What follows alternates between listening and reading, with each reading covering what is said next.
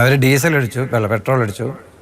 അതിൻ്റെ കുറച്ച് പൈസ കൊടുത്തു. ബാക്കി പൈസ കൊടുക്കാണ്ട് പോകാൻ പോയപ്പോൾ തടഞ്ഞു.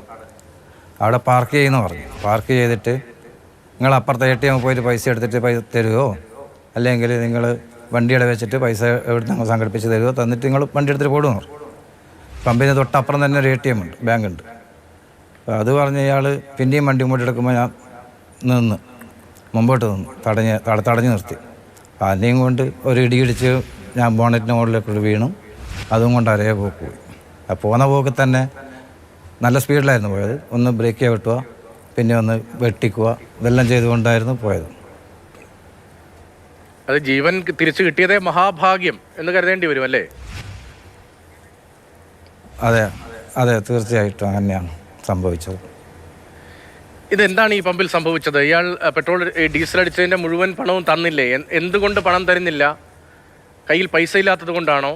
ഈ പെട്രോൾ അടിക്കുമ്പോൾ, ഡീസൽ അടിക്കുമ്പോൾ അവിടെയുള്ള ആളിനോട് എന്താണ് പറഞ്ഞത്? ആദ്യം 500 രൂപക്ക് മാത്രമാണ് അടിച്ചത് പെട്രോള്. പിന്നെ പറഞ്ഞ് ഫുൾ ടാങ്ക് അടിക്കുമെന്ന് പറഞ്ഞു.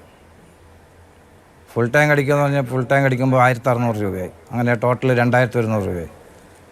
1900 രൂപ കൊടുത്തു. 200 രൂപ ഇല്ല, എൻ്റെ അടുത്തിന് പൈസയില്ല, വേണ്ടിക്കൽ പെട്രോൾ തിരിച്ചെടുത്തു, വണ്ടിയിൽ നിന്ന് തിരിച്ചെടുത്തു. അത് തിരിച്ചെടുക്കാൻ കഴിയില്ല, കാറിൽ നിന്ന് ഒരിക്കലും പെട്രോൾ തിരിച്ച് എടുക്കാൻ കഴിയില്ല. നമ്മൾ പറഞ്ഞത് നിങ്ങളപ്പുറം ATM ഒന്ന് പോയിട്ട് പൈസ എടുക്ക്, അവിടെ ATM ഉണ്ട്, അവിടെ പൈസ എടുക്ക്, വണ്ടി ഇങ്ങോട്ട് ഇവിടെ പാർക്ക് ചെയ്യുന്നു. എന്നിട്ട് വണ്ടി പാർക്ക് ചെയ്യാൻ വേണ്ടിയിട്ട് സ്ഥലം കാണിച്ചു കൊടുക്കുകയാണ്.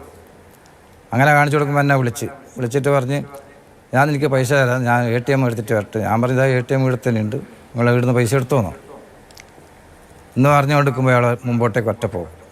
മുമ്പോട്ട് പോയപ്പോൾ അവിടെ ഒരു ഒമിനി വാന് വന്നത് ഹൈവേയിൽ കൂടി. ആ വാന് വന്നപ്പം ഇയാൾ ബ്ലോക്കായപ്പോൾ ഞാൻ നേരെ മുമ്പ് പോയി നിന്നു, പൈസ വേണം. വാന് പോയപാട് ഇയാൾ വണ്ടി പിന്നെയും മുന്നോട്ടെടുത്ത് തന്നെ ഇടിച്ച് ഞാൻ ബോണറ്റിൻ്റെ മുകളിൽ വീണു. എന്തോ ഭാഗ്യത്തിന് ആ ബോണറ്റിൻ്റെ ഇതിന് ചെറുങ്ങനെ പിടിക്കാൻ കിട്ടി, അതിൽ അങ്ങനെ പോയി. അതുകൊണ്ട് നല്ല സ്പീഡിലായിരുന്നു പോയത്. പോയി അവിടെ ഇടയ്ക്കൊന്ന് ബ്രേക്ക് വെട്ടുക, എന്നെ താഴെ എങ്ങനെയെങ്കിലും താഴെ ഇടാനായിരുന്നു ശ്രമം. താഴെ വീണിട്ടുണ്ടെങ്കിൽ വേറെ വണ്ടി തന്നെ എൻ്റെ മേത്ത് കയറിയിട്ടേ പോകുള്ളൂ. ഇതാ ദൃശ്യങ്ങൾ പ്രേക്ഷകർ കാണുന്നുണ്ട്. എന്തൊരു ഞെട്ടിപ്പിക്കുന്ന ദൃശ്യങ്ങളാണ്. അബദ്ധത്തിൽ സംഭവിച്ചതൊന്നുമല്ല. താങ്കൾ പറഞ്ഞതുപോലെ തന്നെ വാഹനം പൈസ കൊടുക്കാതെ മുന്നോട്ടെടുക്കുന്നു.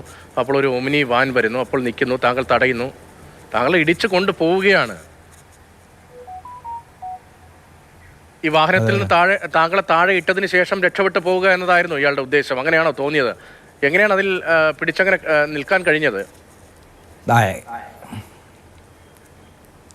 ഇത് വീണാലെങ്ങനെയും മരിക്കും എന്നുള്ളൊരു ഇത് വന്നപ്പോൾ എങ്ങനെയോ പിടിച്ചു തന്നു. ഇതും ഒരു കൈ സ്വാധീനം കുറവായിരുന്നു, ബലം കുറവുണ്ട്, ഒരു ഓപ്പറേഷൻ കഴിഞ്ഞുകൊണ്ട്. ആളെ പിടിച്ച് മരണപ്പെടുത്തുമെന്ന് പറയുന്ന പോലെ ഒറ്റപ്പെടുത്തം പിടിച്ചു, അതിലങ്ങനെ കിട്ടി. ഇയാൾ നേരത്തെയും ഈ പമ്പിൽ വന്നിട്ടുള്ള ആളാണോ? അറിയുന്ന പോലീസുകാരനായിരുന്നു ഇയാൾ? എന്തെങ്കിലും അവിടെ വന്ന് ഈ പെട്രോൾ അടിക്കുന്നതുമായി ഉണ്ടായോ? ഇല്ല, നമ്മളിതുവരെ കണ്ടിട്ടില്ല. ഞാനൊരു കൊല്ലമായിട്ടുള്ളൂ പമ്പിൽ പണിയെടുക്കുന്നത്. ഇത് നമ്മളിതുവരെ കണ്ടിട്ടില്ല ഇയാൾ. താങ്കൾ അവിടെ ചെന്ന് എവിടെ വെച്ചാണ് താഴേക്ക് സുരക്ഷിതമായി ഇറങ്ങാൻ കഴിഞ്ഞത്? വണ്ടി നിർത്തുകയായിരുന്നോ അതോ ബ്ലോക്കിൽ പെട്ടപ്പോൾ രക്ഷപ്പെടുകയായിരുന്നോ? വണ്ടി നേരെ അവർ കൊണ്ടുപോയി വേറെ ഇവിടെ ഒരു കറുത്ത വണ്ടി കണ്ടോ? ഈ പമ്പിൻ്റെ ഇവിടെ തന്നെ ഒരു കറുത്ത വണ്ടിയില്ല, ഒരു ഇത് വരുന്നുണ്ട്, ഒരു കറുത്ത വണ്ടി, കാറ് കണ്ടോ? കാണാം. ആ കാറ് ഈ കാറിനെ ഫോളോ ചെയ്തു വന്നു. ഇവർ കൊണ്ടുവന്ന കണ്ടിട്ട് അവർ ഓവർടേക്ക് ചെയ്യാനും ഇതെല്ലാം ശ്രമിച്ചപ്പോൾ ഇവർ നേരെ ട്രാഫിക് പോലീസ് സ്റ്റേഷൻ്റെ അകത്ത് കയറ്റി. ട്രാഫിക് പോലീസ് സ്റ്റേഷൻ്റെ അകത്ത് കയറ്റിയിട്ടാണ് അവിടെയാണ് നിർത്തിയത്. അപ്പോൾ അവിടെ പോലീസുകാർ കണ്ടു നിൽക്കുകയായിരുന്നു ഇങ്ങനെ ഒരു സംഭവം? ബോണറ്റിൽ ഒരാളെയുമായി ഒരു കാർ ഇങ്ങനെ പാഞ്ഞു വരുന്നതും ഈ പ്രശ്നങ്ങളൊക്കെ അവരിടപെടുകയായിരുന്നു. അപ്പോൾ തന്നെ പോലീസുകാർ ഓടി വന്ന് അവനോട് വഴക്ക് പറയുകയും അവൻ്റെ അടുത്ത് നിന്ന് ചാവി ഊരിയെടുക്കുകയും ചെയ്തു. വണ്ടീൻ്റെ ചാവി ഊരിയെടുത്ത്.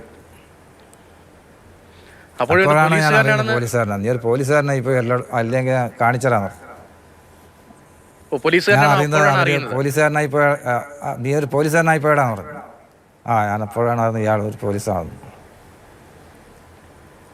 ഈ ട്രാഫിക് സ്റ്റേഷനിലേക്ക് എത്തിയപ്പോൾ അവിടെയുള്ള ഉദ്യോഗസ്ഥർക്കും അറിയുന്ന പോലീസുകാരനായിരുന്നു ഇയാൾ, അങ്ങനെയാണോ മനസ്സിലായത്? അറിയുന്ന പോലീസുകാരൻ. പക്ഷെ അവർ തന്നെയാണ് പറഞ്ഞു തന്നത് നിങ്ങൾ ടൗൺ സ്റ്റേഷനിൽ പോയിട്ട് പരാതി കൊടുക്കണം. ഈ ട്രാഫിക് സ്റ്റേഷനിൽ എത്തിയാലും മറ്റിടത്ത് പോയി പരാതി കൊടുക്കണം, എന്നാലേ നടപടി ഉണ്ടാകും അല്ലേ? അതില്ല, പരാതി കൊടുക്കണം എന്ന് പറഞ്ഞു. ഞാൻ പോയി അവിടെ പോയി പരാതി കൊടുത്തു. മറ്റേതെങ്കിലും തരത്തിൽ ദേഹോപദ്രവം ആരെങ്കിലും ഏൽപ്പിച്ചോ? ഈ പമ്പിൽ വന്നപ്പോൾ സ്റ്റേഷനിൽ കൊണ്ടുപോയി പമ്പിൽ വന്നപ്പോൾ പണമില്ല എന്ന് പറഞ്ഞു, അതിനുശേഷം ആരെങ്കിലും ദേഹോപദ്രവം എത്തിയതിനു ശേഷം ഇയാളുടെ സ്വഭാവം എങ്ങനെയായിരുന്നു? സ്റ്റേഷനിലെത്തിയതിന് ശേഷം അയാൾ കൂളായിരുന്നു. അയാൾ വേറൊരു സ്ഥലത്ത് കുറച്ച് ദൂരം മാറ്റിയിരുത്തുമായിരുന്നു.